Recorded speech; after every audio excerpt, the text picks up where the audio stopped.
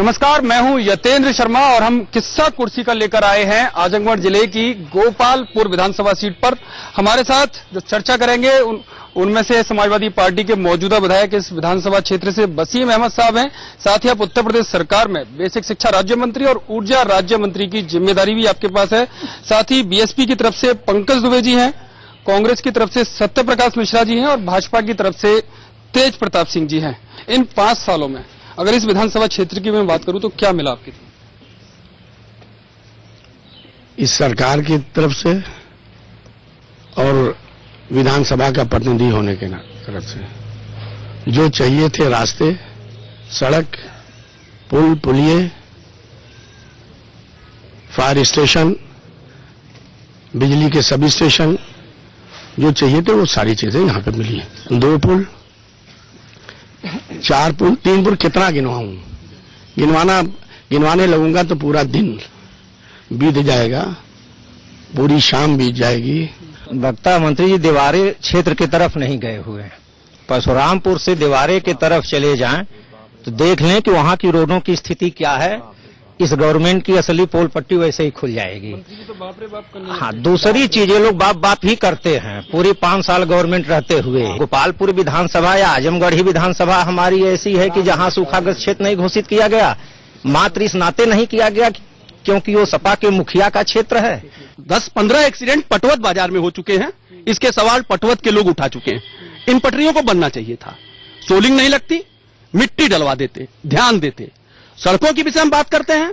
मंत्री जी के गांव की तरफ जाने वाली एक सड़क है, गोरिया से निकलेंगे बरामदपुर तक, आप पैदल नहीं चल सकते। इनके गांव की तरफ, इनके जराटपुर जाती है, आप पैदल नहीं चल सकते। केवल सपा के राज में नकल का काम हो रहा है। शिक्षा मंत्री पूरा नकल का काम विधिवत हो रहा है। कपसा में उप विद्युत केंद्र 15 को उद्घाटन हुआ, 16 को सेवा समाप्त हो गई। नहीं, बिल्कुल काम हुआ, इसे कोई इनकार नहीं कर सकता। बहुत काम हुए। करीब सुबह 10 बजे दिन से शाम 5 बजे तक आ रही है, फिर रात में 10 बजे से लेकर के सुबह 5 बजे तक। हाँ, लाइट तो बहुत अच्छी है, इससे आप इनकार नहीं कर सकते। जब पढ़ने की वक्त होता है बच्चों को, उस समय बिजली नहीं मिलती है, सो जाते हैं। जिसके पास कनेक्शन लिया कनेक्शन लाइट का, और लाइट के समय उसको लाइट मिलती ही नहीं है। आजादी मिली है, 16 घंटे आज तक यहाँ कभी नहीं लाइट थी। आज की समझ 16 घंटे लाइट रह रही है। हमारे समझ से कोई भी गांव ऐसा बचा नहीं होगा जो पिच रोड से मंत्री जी ने जुड़वा दिया। आजमगढ़ से बिलरिया तक गिट्टी और बालू की दुकानें रोड पर लोग अतिक्रमण किए हुए हैं, इसलिए जो आधे एक्सीडेंट होते हैं। सबसे ज्यादा एक्सीडेंट के कारण पटरी अतिक्रमण। मैं बसपा और बीजेपी के नेताओं से पूछना चाहता हूं, इनकी भी सरकारें प्रदेश में 3-3 बार रही हैं। पूर्व में बसपा की सरकार थी, पूरा जिले का रोड गड्ढे में तब्दील हो गया था। लाइट हफ्तों में नहीं देखने को मिलती थी। इस समय तो 18 घंटा बिजली आ रही है। ये बगल में मऊ सूखाग्रस्त है, अंबेडकर नगर सूखाग्रस्त है। आजमगढ़ में कौन सी अलग से बारिश हो गई जिसके नाते ये सूखाग्रस्त नहीं हुआ? दूसरे माननीय हमारे मंत्री जी बैठे हैं, यहाँ से आधे किलोमीटर पे साघन सहकारी समिति है जो 2 साल से 3 साल से बंद पड़ी है। न किसान को खाद मिलता है, न बीज मिलता है। रोड आपने देखा ही, रोड बनी है, पटरी नहीं है, लोग गिर जा रहे हैं, मर जा रहे हैं। क्या विकास हुआ है? बनकर बाजार में जाके देखिए, अभी बारिश हो जाएगी तो पूरा इतना पानी लगेगा बनकर बाजार में। क्या विकास हुआ? कुछ नहीं। अभी चलिए, इतना बड़ा बड़ा पत्थर लगा हुआ है, इतना बड़ा बड़ा पत्थर लगा हुआ है। नहीं, ये तो जनता से पूछ लीजिए आप। परशुरामपुर से सरदहा रोड, बिलरिया से भीमबर रोड, ये रोड गड्ढे में तब्दील है। इस रोड को विषय में बताएं कि ये रोड पर काम हुआ कि नहीं। मेरी बात आप सुन लें कि 16 घंटे बिजली मिलती है आजादी के बाद। क्या 16 घंटे बिजली क्षेत्र में आ रही है? क्या बताइए, 16 घंटे बिजली आ रही है? 16 घंटे आप देख लीजिए। आप मांग नहीं आ रही है, जनता के लिए नहीं आ रही है। जनता नहीं, वो भारतीय जनता पार्टी, बहुजन समाज पार्टी बुला के आए हुए हैं। ये एक भी यहाँ के नहीं है, एक भी यहाँ के नहीं है। सर, युवाओं को रोजगार नहीं मिल रहा है, नहीं मिल रहा है। जैसे कि जितनी भी वैकेंसी आ रही है, सपा सरकार की जितनी भी वैकेंसी आ रही है, सारी की सारी वैकेंसी जो है कोर्ट में जाके चली जा रही है, जिससे कि लड़के अभी 72,000 जो आए थे टीचरों की भर्ती, आज भी आधा देरों में लटकी हुई है। वही सर, रोजगार की ही वजह है। जितना भी मिनी सचिवालय गांव में बना है, आधा अधूरा बना हुआ है। ठेकेदार लूट कर लेकर चले गए और काम अभी तक हुआ नहीं है। मैं मंत्री से पूछना चाहता हूं कि यादव सिंह प्रकरण में नसीमुद्दीन सिद्दीकी, आनंद और सतीश मिश्रा के खिलाफ आरोप था, उस पर परमिशन क्यों नहीं दिए? क्या रामगोपाल यादव को बचाने के लिए परमिशन आज तक नहीं दिया गया? प्रधानमंत्री उज्ज्वला योजना 2011 की आर्थिक गणना के आधार पर दी जा रही है। 5 करोड़ लोगों को एकदम मुफ्त गैस कनेक्शन दिया जा रहा है, लेकिन मंत्री जी यह बताएंगे क्या कि जो खाद्य सुरक्षा के तहत जो राशन दिया जा रहा है उसकी कोई सूची यहाँ पे बिलरियागंज ब्लॉक और महाराजगंज ब्लॉक में है क्या? हमने पेंशन दे करके 55 लाख को पेंशन देने का काम किया, उसी से गैस लेने का काम। दावे आपने तमाम लोगों के सुने, आरोप प्रत्यारोप का ये दौर है और आगे भी चलता रहेगा क्योंकि चुनाव नजदीक है। इस तरह की कहानियां, इस तरह के दावे आगे भी सुनने को मिलेंगे। फिलहाल इस कार्यक्रम में इतना ही, आगे भी हमारा किस्सा कुर्सी का जारी रहेगा। नमस्कार, मैं हूं यतेंद्र शर्मा और हम किस्सा कुर्सी का लेकर आए हैं आजमगढ़ जिले की मेहनगर विधानसभा सीट पर। इस विधानसभा सीट पर जो तमाम दलों के नेता हैं वो हमारे साथ हैं। कांग्रेस की तरफ से ओंकार सिंह जी बैठे हुए हैं, वहीं कांग्रेस की तरफ से सिंगराई गौतम जी भी हैं, बीजेपी की तरफ से तीजाराम जी हैं। आपके विधायक पर जमीन कब्जाने के आरोप हैं, अपना डेवलपमेंट करने के लिए आए थे कि क्षेत्र का? उनके संबंधित मुझको इतना नहीं, वो कोई आंकड़ा भी नहीं उनका मेरे सामने है। आपकी पार्टी के विधायक है और आपके पास आंकड़ा नहीं है अपनी पार्टी के? मेरे पास आंकड़ा नहीं है, लेकिन जो गवर्नमेंट के तरफ से जो निर्देश जारी है, जो गवर्नमेंट के तरफ से या एजेंडा के अनुसार, वादा के अनुसार जो कार्य किए गए हैं उसके संबंध में मुझको जानकारी है। विधानसभा क्षेत्र में जो है इधर इस में जो है विकास कार्य ऐसा नहीं। ये आप भी मान रहे हो? हाँ, आपके प्रतिनिधि यहाँ 2 बार रहे हैं, मंत्री भी रहे हैं आपके विधायक, उन लोगों ने उस समय क्या किया और क्या लगता है कि ये कह रहे हैं कि पूरे में विकास हुआ है, वो दिखाई दे रहा है? सर, हमारी तरफ से बहुत ज्यादा विकास हुआ है। जहाँ तक नगर की बात है, यहाँ आश्रम पद्धति स्कूल हमारे एरिया में खोला गया, माननीय मंत्री जी ने उसको ले आई है। यहाँ विद्युत उपकेंद्र लाई है। यहाँ तो इतने वर्क हुए नगर में, यहाँ से 5 किलोमीटर आपके सरदारगंज तक, आपके खुद गांव में यहाँ से वो रोड गया हुआ है, पक्का रोड।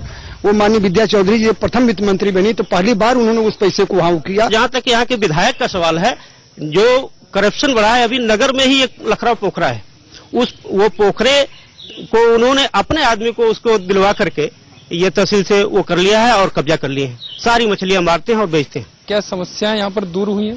सबसे पहले तो इन्होंने जो पीजीआई जो या मेडिकल कॉलेज जो उसकी चर्चा किया, आज के 15 साल के पहले की वह पीजीआई खुली है। अभी भी आप जाकर देखेंगे वहाँ सोनोग्राफी नहीं है, जितनी पैथोलॉजी है सब बाहर है। डॉक्टर बिल्कुल शून्य है, नगण्य है। 4-6 डॉक्टर हैं, जो डॉक्टर हैं वो अभी जो पर्ची लिखते हैं सब बाहर से दवाएं आती हैं। यानी कहने का तात्पर्य जिस उद्देश्य से वो मेडिकल कॉलेज खुला, वो लड़कों के साथ जो है उनके भविष्य के साथ खिलवाड़ किया जा रहा है, मरीजों के साथ खिलवाड़ किया जा रहा है। विधायक जी आते हैं, लेकिन सवाल ये है कि जो उनके पार्टी के कार्यकर्ता हैं उनसे नहीं मिलते हैं। उनके साथ नेताजी बैठे हैं, खुद कह रहे हैं कि विधायक जी का पता ही नहीं कौन से काम। वही तो, उनसे नहीं मिलते, ऐसे लोगों से मिलते हैं जो उनके स्वार्थ में लिप्त रहते हैं, जो पैसा कमाते हैं उनके साथ रहते हैं। सबसे ज्यादा मुख्य समस्या सड़क की है। मेहनगर से बिंद्रा बाजार मार्ग और मेहनगर खरियानी मार्ग, मेहनगर गोसाई की बाजार मार्ग, तीनों मार्ग बुरी तरह जो है क्षतिग्रस्त हो गए हैं। और हमारे यहाँ मेहनगर पीएचसी पे जो है कोई भी डॉक्टर समय से उपलब्ध नहीं रहता है। आपको बताऊं कि तरवा थाना के अंतर्गत लगभग 15 दिन के अंदर 6 हत्याएं हुई हैं। तरवा बाजार में एक सोनार की हत्या हुई, खरियानी बाजार में 2 ये बढ़े लोहार थे उनकी हत्या हुई, खुटहन में एक हत्या हुई। इस तरह से लगभग 6 घटनाएं हत्याओं की हुई। हत्याओं से हम लोग इतना भयाक्रांत हो जाते हैं सपा गवर्नमेंट में कि घर से निकलना लोगों का दुश्वार हो जाता है। हमको लगता है कि खासकर जहाँ तक विधायक की बात है, इनका तो जितनी बुराई कर लिया जाए उतना कम है, क्योंकि ये जमीनों पर गरीबों के वहाँ सिधारी बताइए नरौली पे उतना बड़ा कब्जा इन्होंने किया। छोटा सा तालाब था, बेचारे इनके जात के लोग जी खा रहे थे उससे, उसको उन्होंने छीन लिया। सपा सरकार के लोग जब आ जाते हैं तो हमारे बोर्ड को हटा करके अपना बोर्ड लगा देते हैं। हर जगह हमारे बोर्ड को हटा दिया जाएगा, वो अपने बोर्ड को लगा देंगे। इस शासन में जहाँ भी हम लोग जाते हैं सुनने को मिलता है कि इस शासन में दलित समाज के लोगों का काम नहीं होना चाहिए, ऐसा हम लोग सुनते हैं। तो ये सरकार का मंशा अच्छी नहीं है। आज तक बालिकाओं के लिए एक राजकीय कन्या इंटर कॉलेज नहीं है।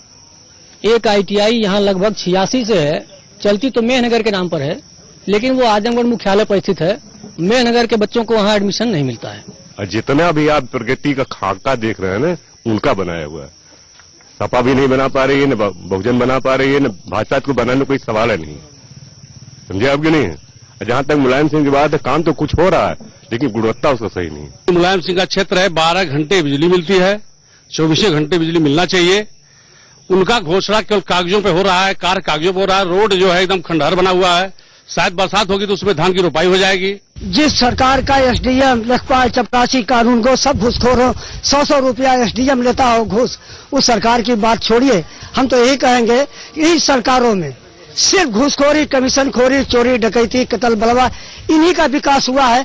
बाकी निर्माण या विकास के नाम पर कुछ नहीं हुआ। माया मुलायम दोनों एक ही है, एक उघार के पैसा ले रहा है, एक धोख के ले रहा है। शिक्षा का स्तर एकदम गिरता जा रहा है, दोनों में खुलेआम नकल हो रही है। लड़के जो पढ़ रहा है वह भी पास है, जो नहीं पढ़ रहा है वह भी पास है। जो नहीं पढ़ रहा है बल्कि उसका 80% है, और जो पढ़ रहा है उसका 60% है। सपा और बसपा की सरकार जो है दोनों एक ही जैसी हैं। सारे में गुंडागर्दी, अपना डेवलपमेंट, यही है उनका। विकास के नाम पे समाज का विकास कोई नहीं, अपना विकास होना चाहिए। यहाँ पे फायर ब्रिगेड व्यवस्था है, किसान को तो फसल जल जाती है। यहाँ फायर ब्रिगेड व्यवस्था है, विधायक जो कि कभी फायर ब्रिगेड व्यवस्था नहीं की तस्वीर। मेहनगर में अगर बात करें तो बुनियादी जो सुविधाएं उनका तो अकाल है ही है, लेकिन साथ ही योग्यता को भी सरकार में नजरअंदाज किया जा रहा है। इस तरह की बात इस चर्चा में सामने आई है। किस्सा कुर्सी का मैं फिलहाल इतना ही।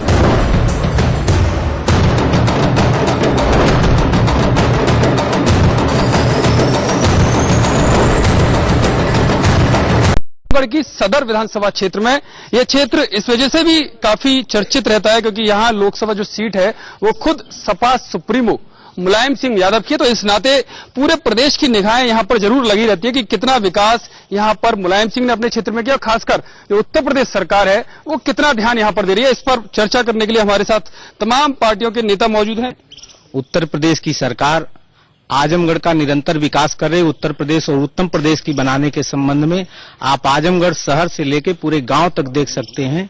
हर तरफ जो है विकास हो रहा है। जो चीनी मिल छठियाओं की बंद थी उसको चालू कर दिया गया। जो है चौराहों का सुंदरीकरण, पीजीआई हॉस्पिटल, तमाम 3-4 पुल जो है, सड़कें जो है, तमाम विकास हो रहा है। आप पब्लिक से भी पूछ सकते हैं। समाजवादी पार्टी की सरकार जब से 2012 में बनी हुई है, तथा कथित उसी मंत्री जी के लोगों ने ठेका लिया हुआ है। सारी सड़कों की स्थिति नगर की बहुत ही खराब है। 40 साल से विश्वविद्यालय मांगते मांगते बच्चे बूढ़े हो गए। आप समझ सकते हैं शिक्षा को लेकर के उनके दिमाग में क्या मानसिकता है उनकी। माननीय मुलायम सिंह यादव जी ने तो ये हमसे वादा किए थे कि 2 साल के बाद जब हमारी सरकार बन जाएगी तो हम आजमगढ़ में विश्वविद्यालय घोषित करेंगे। पूरी सरकार 5 साल की इनकी खत्म होने जा रही है, आज तक इनके विश्वविद्यालय कहीं आसपास नजर नहीं है, घोषित के कागज तक नहीं है। इनके मंत्री और नेता वहाँ पर बैठ करके कहते हैं कि आजमगढ़ में विश्वविद्यालय का औचित्य नहीं है। मैं बस इतना कहना चाहूंगी कि हम हमारे आजमगढ़ में विश्वविद्यालय लेकर के रहेंगे और अगर ये सरकार विश्वविद्यालय नहीं देती है तो हम सरकार का बहिष्कार करेंगे। यहाँ जो विकास कराया जा रहा है शहरों में वह तो टोटल यह लग रहा है कि ठेकेदारों को पैसा कमाने के लिए किया जा रहा है, क्योंकि अभी केबिल बिछाई गई थी और उसके बाद फिर बुलडोजर से उसको जो है वो उखड़वा करके और छिन्न भिन्न कर दिया गया, फिर उस पर गिट्टी डाली गई। समाजवादी पार्टी किस हक से चुनाव लड़ रही है उसको तो चुनाव का ही बहिष्कार कर देना चाहिए। कोई अधिकार नहीं उसको चुनाव लड़ने का। वो इतना गुंडा राज, इतना भ्रष्टाचार पिछली विगत किसी सरकारों ने नहीं किया जितना समाजवादी पार्टी ने किया। कि ये सही है कि जो पार्टी आई है ये अपने परिवार को, अपने लोगों को टेंडर दे रही है, लेकिन मैं ये पूछना चाहती हूँ यहाँ बैठे हुए प्रतिनिधि क्या जो सरकार आएगी वो बैठे हुए आम जनता को देगी टेंडर? बिल्कुल मैं ये पूछना चाहती हूँ हमारे प्रतिनिधि कहे आपको टेंडर चाहिए?